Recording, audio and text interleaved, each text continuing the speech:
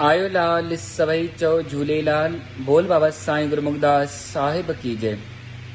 प्यारी साध संगत, 27 जून ते विश्व सिंधी सारंगी दिवस मनायो थो वञे।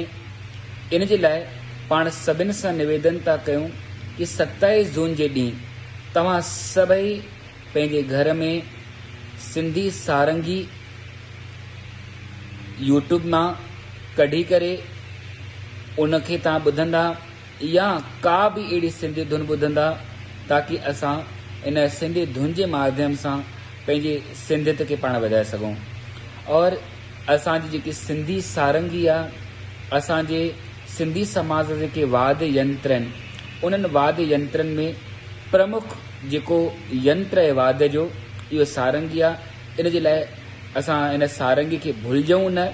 इन जे लाइ 27 जून ते पाण इन पवित्र दिवस खे मनाए करे असां सिंधी सारंगी खे यादि कयूं। जय झूलेलाल।